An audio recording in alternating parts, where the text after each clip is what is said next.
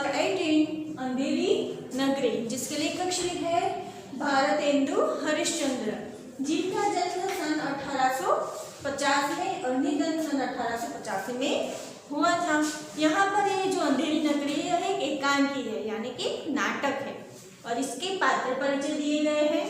तो पहले है महंत और उसके बाद है गोवर्धन दास जो महंत के शिष्य है, नारायण दास वो भी महंत के शिष्य है, चौपट राजा जो अंधेरी नगरी का राजा है, कुंजरीन, हलवाई, फरियादी, कल्लू बनिया, कारीगर, चुनी वाला, बिस्की, कसाई, गडरिया, कोतवाल और सिपाही, ये भी ये नाटक के अंदर एकांकी के अंदर आने वाले पात्रों के नाम यहाँ पर दिए गए हैं।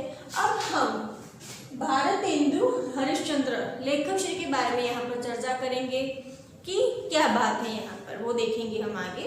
अंदर ध्यान रखिए, भारतेंदु हरिश्चंद्र आधुनिक हिंदी साहित्य के पितामह कहे जाते हैं। वे हिंदी में आधुनिकता के पहले रचनाकार थे।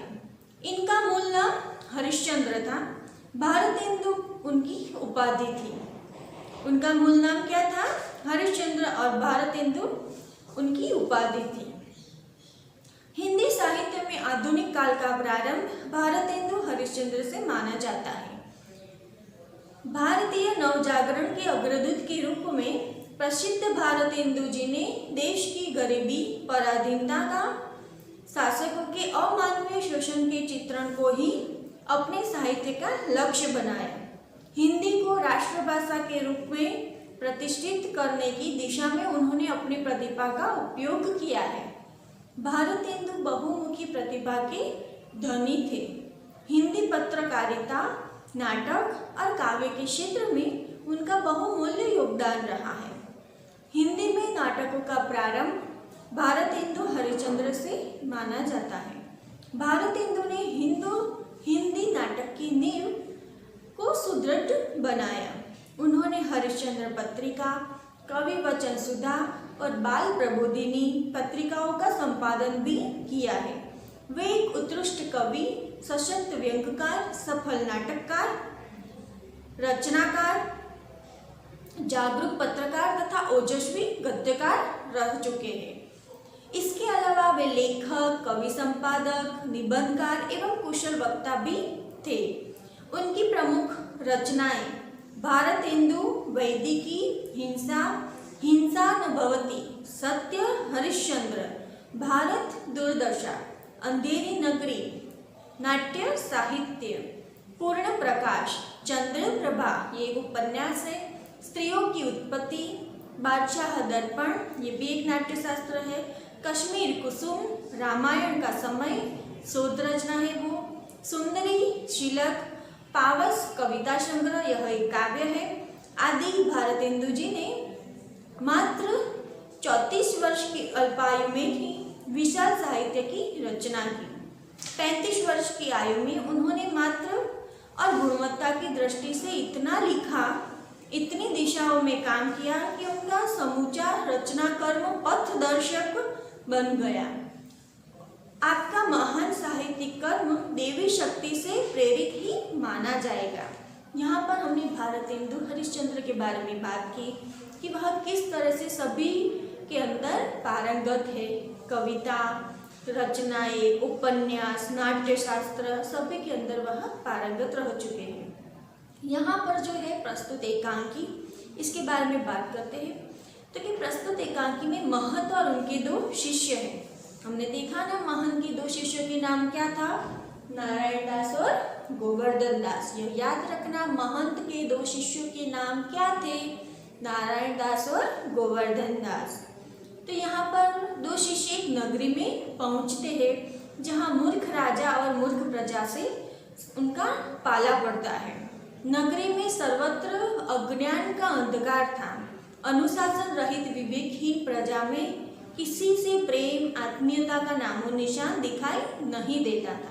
अच्छे बुरे में अंतर नहीं, सच और झूठ का भी ज्ञान नहीं, भाजी का मूल्य और खाजी का मूल्य 1 टका, यथा राजा तथा प्रजा, कहावत के अनुसार राजा भी मूर्ख और प्रजा भी मूर्ख। ऐसे लोग अपनी मूर्खता के कारण अपने विनाश का कारण बन जाते हैं। अंधेरी नगरी एकांकी से पाठकों को इसी अविवेकी अज्ञानी वृत्ति से परिचित करवाकर इससे बचे रहने की प्रेरणा दी जा रही है। यहाँ पर क्या बात की गई है कि यह एकांकी में महंत और उनके 2 शिष्य कहीं जा रहे होते हैं, बड़ी दूर दूर भिक्षा की खोज के अंदर।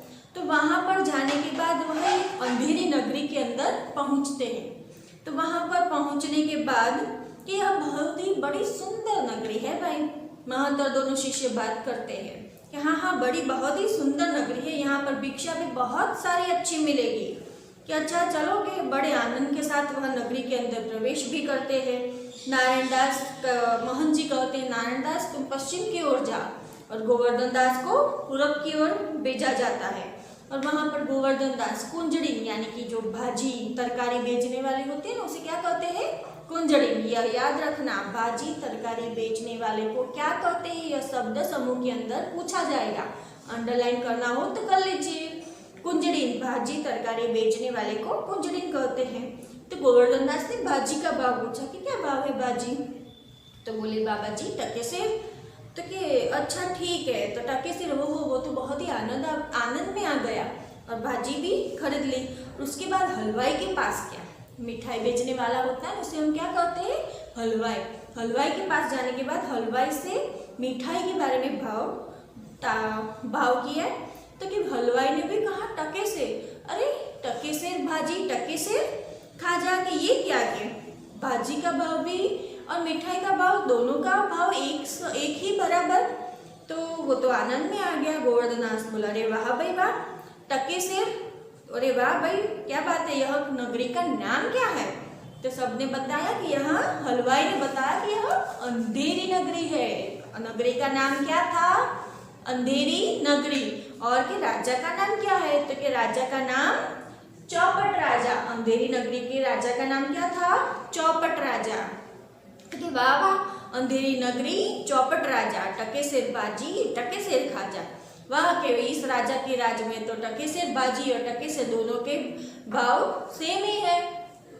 बाजी और मिठाई दोनों के भाव एक ही बराबर है। हलवाई ने कहा हाँ तो बाबा जी कुछ और भी ले लो।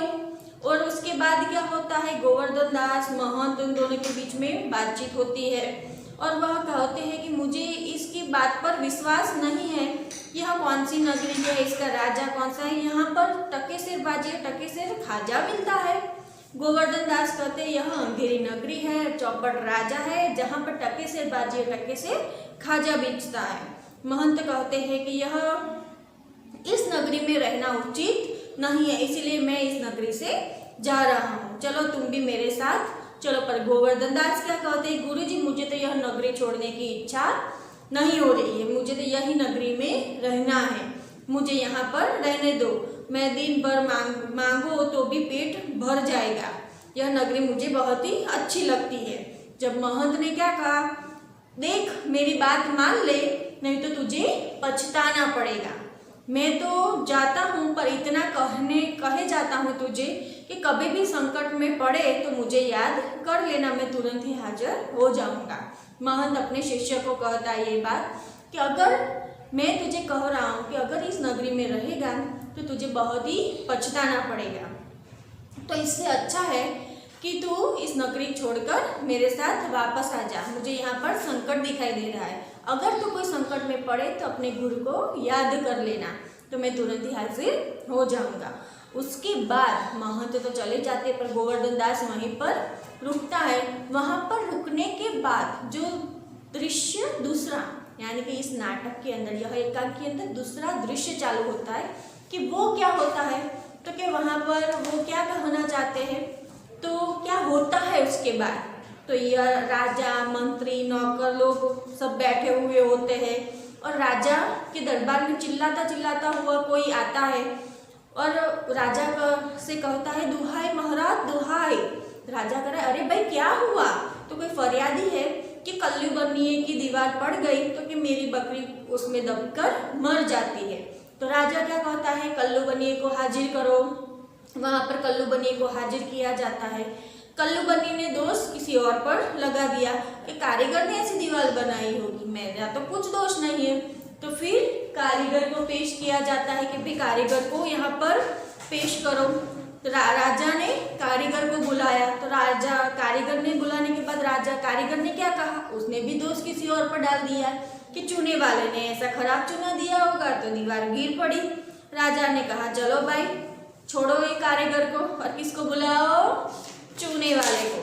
तो चूने वाले को बुलाया जाता है। तो चूने वाले ने क्या कहा, भाई बिस्ती ने चूने में पानी ज्यादा डाल दिया होगा, तो इस तरह मेरा तो कोई दोष नहीं है, बिस्ती को बुलाओ। तो फिर राजा ने किसको बुलाया, बिस्ती को। बिस्ती ने कहा महाराज मेरा तो कोई कसूर ही नहीं है, कसाई ने मसला कैसी बनाई होगी, मेरा तो कोई दोष ही नहीं है, उसने भी दोष किसी और पर डाल दिया भाई। तो फिर किसको बुलाया जाता है, कसाई को। तो कसाई क्या कह रहा है कि गडरिये ने टके से ऐसी बड़ी भीड़ मेरे हाथ बेच दी कि मसक मुझसे बड़ी बन गई। तो उसने भी दोष किसको दे दिया, गडरिये को। तो अरे भाई चलो भाई गडरिये को बुलाओ।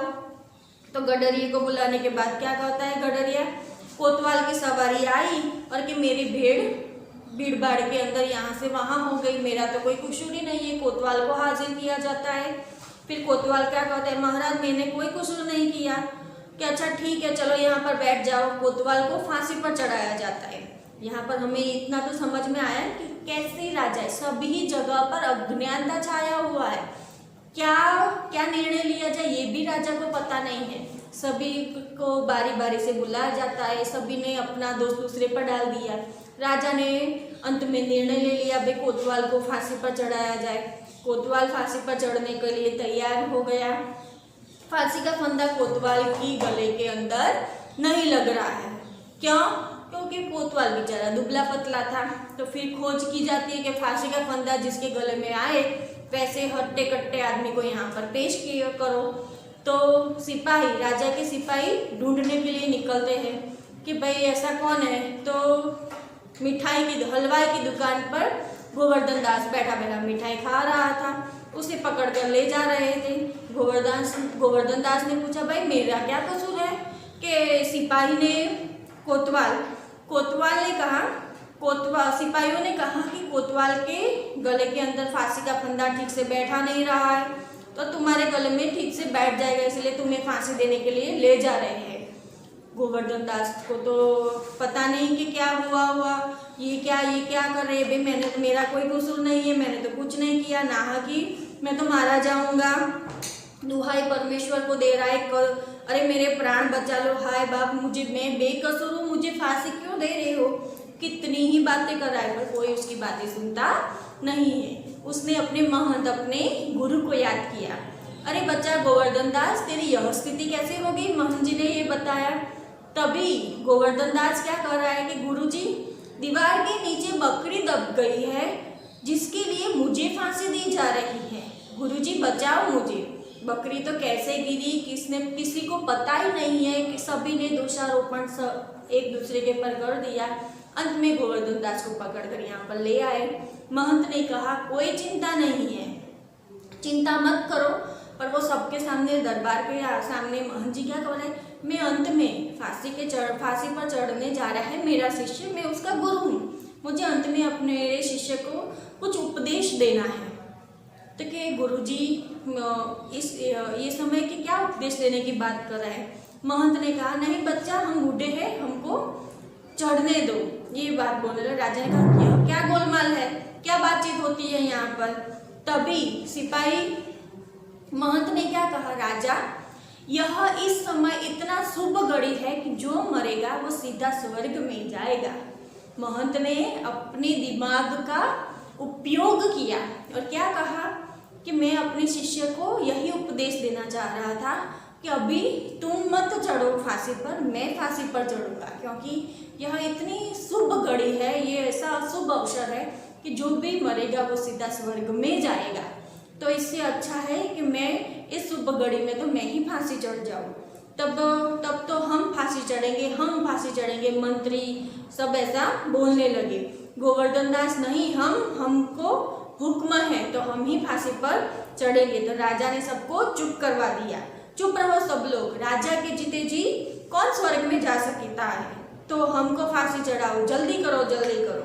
और यहाँ पर राजा को नौकर लोग फांसी पर लटका देता है और पर्दा गिर जाता है और यहाँ पर यह नाटक पूरा हो जाता है, यह एकांकी।